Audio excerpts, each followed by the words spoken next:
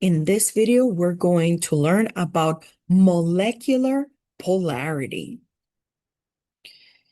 Bond polarity and molecular polarity, even though they're related, they do not mean the same thing.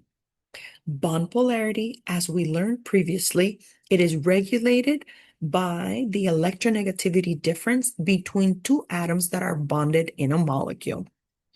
Molecular polarity is a little bit of a deeper topic because molecular polarity is going to define if our molecule overall is going to be either a polar molecule or a non-polar molecule.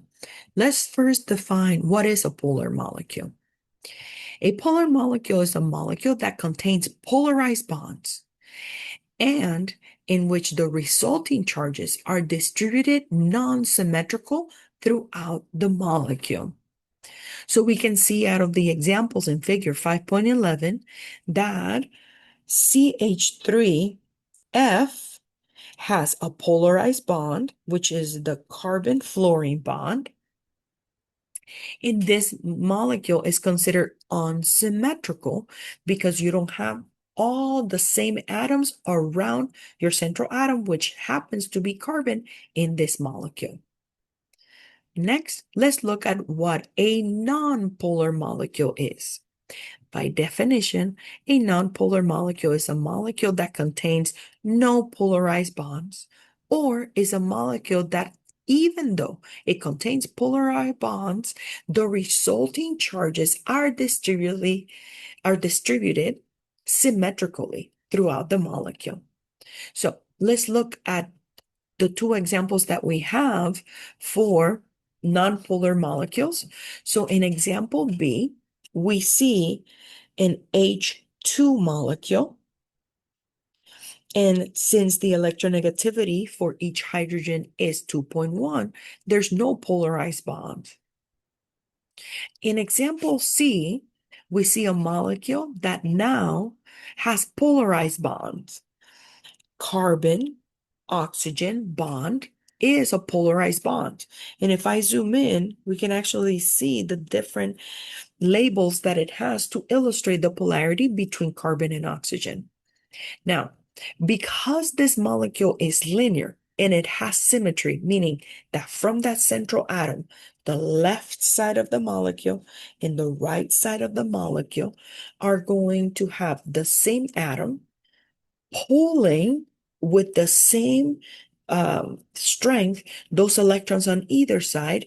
That symmetry is what defines that the molecule is going to be non-polar.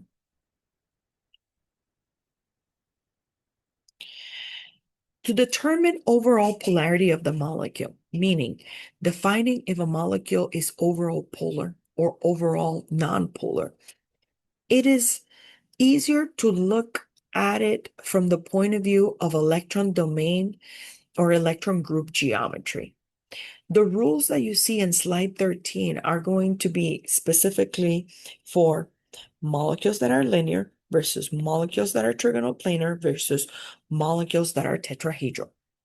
As we saw in the example for CO2 or for H2, we saw that linear molecules, as long as they have two identical bonds, they could be polar, they could be non-polar.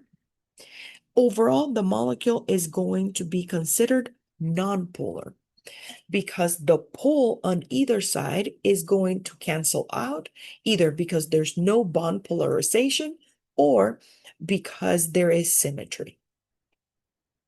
In the case of a trigonoplanar molecule, in a trigonoplanar molecule, your central atom is going to have 1, 2, 3 electron domains. So in order for having a trigonoplanar nonpolar molecule is going to be, the symmetry is going to come from the idea that you need 3 identical atoms pulling from either direction. And since trigonoplanar is defined as 3 electron domains, in order to have that symmetry in a trigonoplanar molecule, you need 3 electron domains. meaning those atoms need to be the same in order for them to pull equally, and that's what's going to make the molecule nonpolar. In a tetrahedral molecule, because it has 4 electron domains, in order for the molecule to be nonpolar, you need 4 atoms pulling the same direction, creating that cancellation or symmetry in order to make the molecule nonpolar.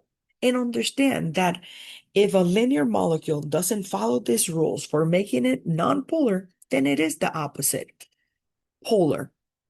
Same thing for trigonoplanar and tetrahedral. If the rules that you see here for determining a molecule that is nonpolar is not followed by the electron domain assigned, then understand that the molecule is opposite. That means that the molecule is polar. To look at this, we are going to see some examples in table 5.2, and I'm going to illustrate how the last column, which tells you if a molecule overall is polar or nonpolar, is observed. We're going to determine their polarity. So I'm just going to talk about how we apply the information that we just learned.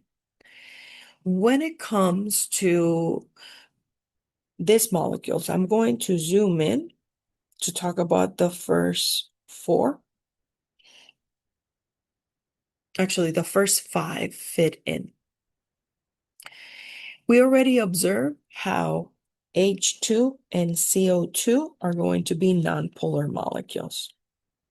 When we look at HCl, which is a molecule that is linear, that hydrogen and that chlorine has bond polarization. That bond polarization we can observe here in the second to last column. A linear molecule that has bond polarization, because the atoms are not going to pull equally, meaning chlorine is going to pull electron density more towards it because it's more electronegative than hydrogen. That's why the molecule overall is polar.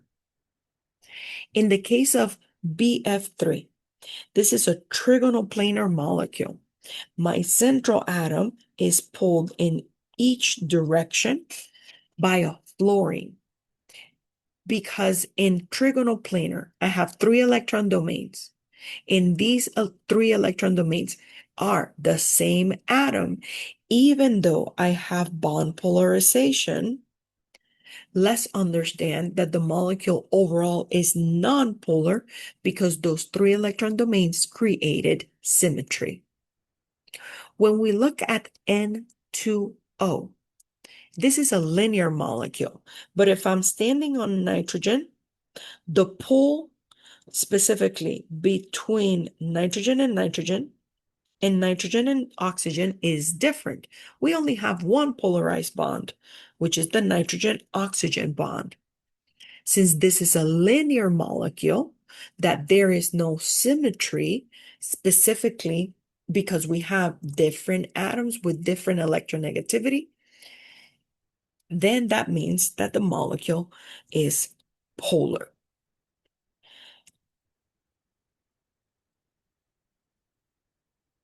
We can observe the last 2 examples, which is water and carbon tetrachloride. Water is a tetrahedral molecule. In order for a tetrahedral molecule to be nonpolar, it needs 4 of the same element around the central atom. Water, it only has 2 of the same element. And we can see that those hydrogen-oxygen bonds are polarized, since it doesn't fit the rule for tetrahedral to being polar, to being nonpolar, then that means that water is a polar molecule. Because if we compare it to carbon tetrachloride, which is also a tetrahedral molecule, but the central atom is connected to 4 of the same atoms. That creates symmetry in the molecule. And overall, when you have symmetry in a molecule, then the molecule overall is nonpolar. One of the take-home message that I hope that you guys can observe here, specifically in the example of water, is that there are many examples that when your central atom, specifically, you have an electron domain geometry of trigonoplanar or tetrahedral, and your central atom has a lone pair, those molecules tend to be polar because now they are not going to have the symmetry that is needed in order for them to be nonpolar. Let's do one more example to solidify this concept. In this example, we have the Lewis structure for OF2, and we must determine if the molecule is polar or nonpolar. The first thing that we have to do is determine the electron domains around the central atom. In this molecule, we have 4 electron domains. Lone pair, single bond, lone pair, single bond. Next, we have to determine the electron domain geometry. That for something that it has 4 electron domains, this is tetrahedral. In a tetrahedral molecule, in order for the central atom, in order for the molecule to be considered nonpolar, the central atom needs to have 4 of the same atoms connected to it.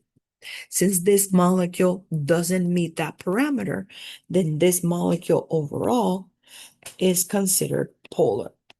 I'm basing this argument based on the information that I gave you on slide 13.